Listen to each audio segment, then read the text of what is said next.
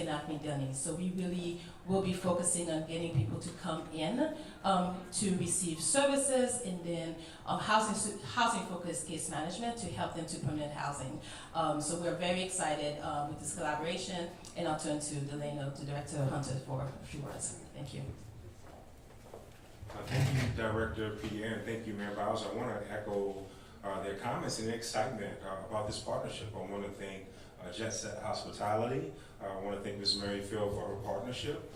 We will close on this building in a few weeks and begin services. I think you all have had an opportunity to see the facilities, and it's all about providing dignified housing, dignified opportunities. This is the model. I think DC is a leader, and we're excited to be a part of this. Many of the upgrades that you see in the basement, on the first floor, those are the specs built to DHS's standard. Much of the housing that you see in the above floors 1 through 8, we know this is going to be a great addition to our portfolio, and can't wait to close this property and begin services next month. Thank you. Thank you. Kevin, do you want to add a little bit more about our thinking and taking advantage of this opportunity? Thank you. Let me describe sort of where this fits within the continuum. So we have a set of low barrier shelters that are available to anyone. We still have capacity at them. We've also, over the years, invested heavily in housing that's in communities, sometimes within buildings, sometimes distributed through vouchers, through permanent supportive housing. And there has been a recognized need for individuals who are unsheltered.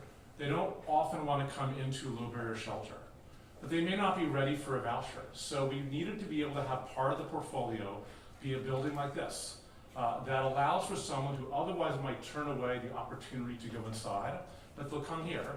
And when they're in here, there's services on site, there's food on site, employment services, mental health services, substance abuse services, case management services, that will then allow someone to stabilize and be able to transition to permanent housing that will be in community, and will be in a building with folks who have common lived experiences then. And it's an incredibly successful tool for being able to have a humane place to go, often for people who are right now unsheltered. We think ultimately it will be 60 to 70% of the people who are in this building will come from the street. They will all be, every one of the building will be homeless in DC. Some of whom will be in low barrier shelter right now. So this is an investment that we made, that we recognized a few years ago, that if we do this, we can make a meaningful, noticeable difference in the lives of people that are unsheltered in community, and will be seen by the whole city. The Aston was the first example of this, which is enormously successful. This is the second example of this, and I really think this is one of the pillars that represent DC having a true continuum and really being a model for the rest of the country. Okay, so we'll be able to take a few questions. Yes. Is DC safer since Trump has brought in the National Guard, and has the forceful removal of the homeless people by the National Guard, has that helped at all in DC solving the homeless problem, or has that caused you guys problems? Well, it's always our value and approach for people to come inside, which is why we have invested millions of dollars into our system. We think that the safest place for our neighbors who are unhoused is to be on a pathway to permanent housing. So in one of our shelters that we've invested a lot in, and also on this continuum, is bridge housing. So we continue to use our outreach workers, the services of the Department of Human Services, to get people to come inside because we have space. Yeah. When we're talking about unhoused folks who are unsheltered, who are living on the street, they're obviously the most vulnerable to some of these sweeps that we're seeing the federal officers facilitate. Are there plans to bring any more beds online in the immediate term, knowing that places like this might not come on until next month? Oh, we already have. Let me ask Rachel to talk about that.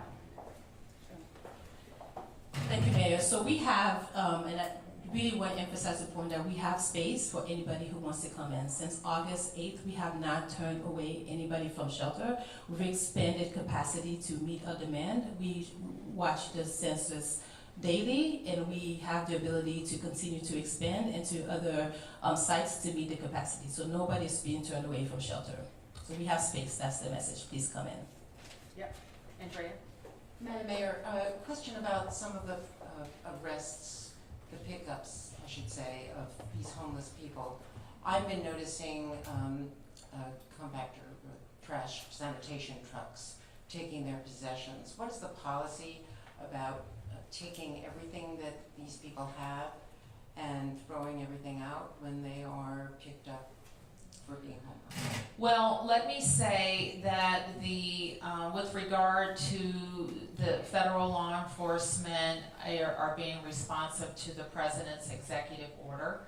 And our policies are to advise of when we need to clean a homeless encampment, give people the opportunity to move, and then we clear the homeless encampment. And the notification period varies with the conditions at the encampment.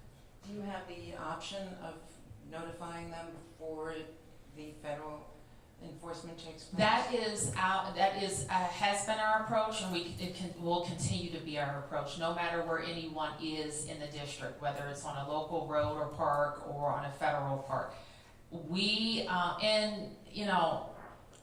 have worked cooperatively with the National Park Service in the past to give people that notice. The last thing we want to see is just people moving around.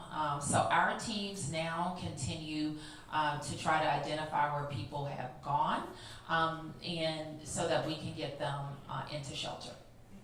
Yes? Robbie with Channel 9. Mayor, follow up on that response actually. We are seeing, since the encampments have been cleared, people moving around. Can you talk about the outreach? And then can you also tell me strategically why this area was chosen in the city? We're talking about downtown being, some of the areas that you want to get people in housing. Well, it was chosen because it was available.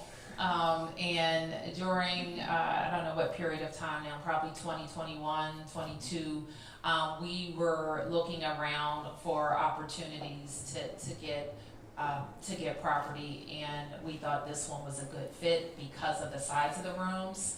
And if you've toured the Aston with us, it's similarly situated where we have access to bathrooms, we have access to common space, and we have a good number of rooms that are the right size. And just the outreach that's being done, people obviously are not in these encampments, but obviously might be moving around the city. Just talk to us about what the team does to kind of get them into housing.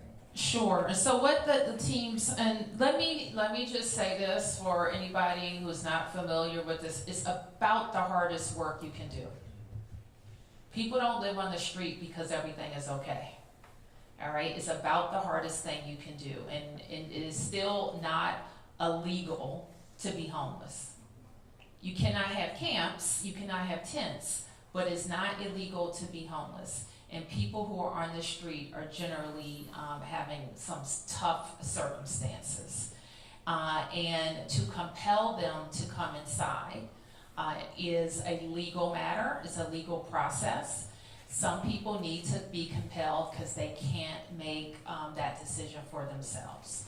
And so our outreach is about making sure we know who people are. We know, oftentimes we know exactly who they are because they've been touched many, many times. And getting them to come inside remains our top priority. So right now, what's different is we're trying to, and I think we can, find out if people have moved, if they've moved out of the city, if they've moved around the city, to make sure we can connect them to service. But the message is, come inside, there's space. Yeah. Nathan Elgren with the Associated Press. Can you reemphasize why this is called bridge housing? It's a transitional period of time, how long residents might be able to stay, but then secondarily, the end-all goal, to get them into permanent housing and the obstacles there, the lack of funding for vouchers that the city was able to provide in their most recent budget. Well, I think it's important, and I'm glad you asked that question, is because while we have vouchers, our experience has demonstrated, is not necessarily the best choice for somebody coming off the street. They need to get stabilized, they need to get services, and they need to get ready to use a voucher. And that's what we see, the bridge, this is the bridge from the street to permanency.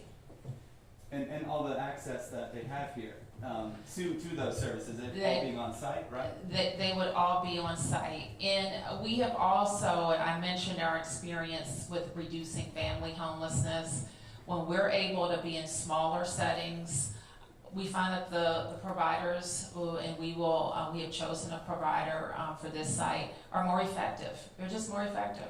And so we're gonna keep pushing on that. Yep. We're 2 weeks into this federal surge. Are you guys tracking the crime and seeing a decrease in crime, especially in areas like Ward 7 and Ward 8 that traditionally have higher crime rates? We've been experiencing a decrease in crime for the last 2 years. We expect that having 500 additional officers will yield more arrests. And we want guns off the street. Our police officers continue to do the work, and we expect some incremental difference with more officers. Yeah. Mayor, question about the homeless and then a follow-up. Or, sorry, you need the microphone? Okay. As far as customers here, are couples allowed, and the capacity, and then also, I've been asked to ask you, or someone that has knowledge, what is the state of youth homelessness right now in the city? That's a good question. So couples are permitted. There are 102 rooms and occupancy of 204. And let me ask Rachel to talk about youth. Thank you. So we have a separate system for young people, youth between the ages of 18 and 24, but in some instances, it's possible that we could also serve young people in this facility. What this facility just won't serve families with minor children, but anyone 18 to X will be eligible for this facility. All right, and Mayor, I have a follow-up for you. Tuesday night, you went over to 7D, you were there with some federal officials. I've been told by sources that are familiar with the conversation in the room, that when it was opened up for questions, that one police officer said, what happens after day 30? And that there was a federal official, and I'm not sure who it was, who said, we're not going anywhere, and we have a 4-year contract. Were you in the room? Did you hear that statement, and what's your reaction to it? I think it doesn't mean anything. I don't know what that means, so I can't comment on it. These are the facts. That the federal emergency ends in 30 days. It can only be extended by the Congress. And if the commitment from the federal government is to have federal support or officers that assist MPD, that's a different conversation. And then I understand you're opening the Joint Information Office Task Force tomorrow, Joint Information Center. Oh. Tomorrow, is that right? Well, that's kind of a inside government But thing. it's supposed to help us though, isn't it? It is supposed to help us help you. But what it is just a way of us organizing our comms officials. We already are doing that, but it puts a little structure around it. So all of our comms officials across the government are pitching in. Yep. Afternoon, Mayor. Felicia Ashley, ABC 7. 2 questions. One, can you all talk about the gap this fills? You mentioned lower-income barrier housing, obviously really important, but had some stipulation, maybe reasons why some people didn't or couldn't That's a fill good in question. there. So just talk about the gap this does fill. Sure. And then my second, also touching on some arrests we've seen with immigration arrests, with the collaborations happening. Do you know right now if there are initial arrests happening, then finding out some people may be undocumented, or is the focus going after people that the agencies feel are undocumented right now? Let me ask Rachel to address your question about the gap. A very good one. So what's different about this space is that it does fill a gap that we have in the system. For example, we think about it in 4 categories of people who will be served here, who typically cannot be well served in a low barrier shelter.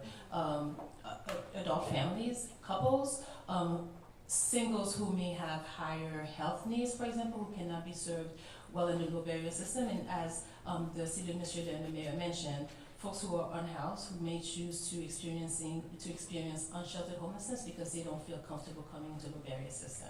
So folks who with high health needs, for example, folks who may be eligible for home health aides, they cannot receive those services in a low barrier shelter. Many home health aid agencies do not allow their workers to go to a low barrier shelter system. So this, as you can see, private rooms will allow for residents to receive the services that they need on site. And then they will also receive housing-focused case management and be connected to the diversity of intervention to get them to permanent housing. Thank you. Okay, I'm able to take a couple more. 1, 2. Hi, Madam Mayor. Hi. Do you believe that the Trump administration's surge of federal law enforcement is more of a pretext to enforce immigration law as opposed to fight violent crime in D.C.? Well, this is what I know is that our police department has been consistently, precipitously driving down crime for the last 2 years. I think up before the federal surge, more than 25% down. Last year, more than 35% down on, I think, all categories of violent crime. And so we know that that's has been effective work with the police department. We know that the surge of federal officers is allowing for different types of deployment and more frequent types of deployment, like checkpoints. The request from the feds that was represented in the Pam Bondi order almost exclusively focused on immigration enforcement and homeless encampment enforcement. So I'll let you draw your own conclusion. Ashraf Khalil, the Associated Press. You said earlier this week, you mentioned that you had asked Chief Smith to speak to the administration about the idea of the federal officers masking, and saying that you didn't see a need for any law enforcement officer to go about their job with covering their face. Has there been a response? How has I don't that think conversation we've gone, gotten. and why is it important? I don't think we've gotten a formal response. And you mentioned a meeting I had with MPD, and one thing that the MPD officer said was, well, we don't wear masks. No one should be wearing masks. And our officers are identified. They have a badge. They wear body-worn camera, and they are clearly identified to members of the public.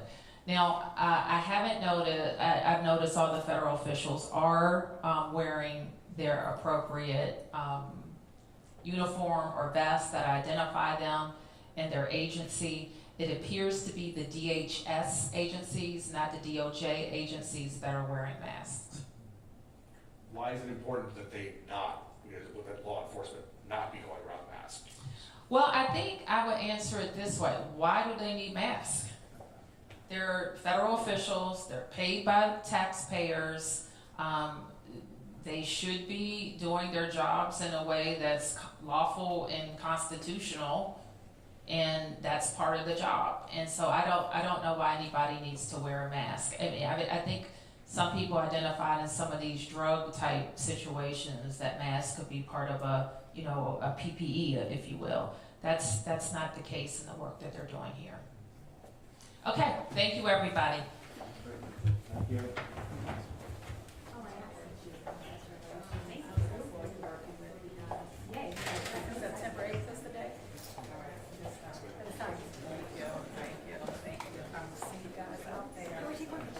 Oh, sure.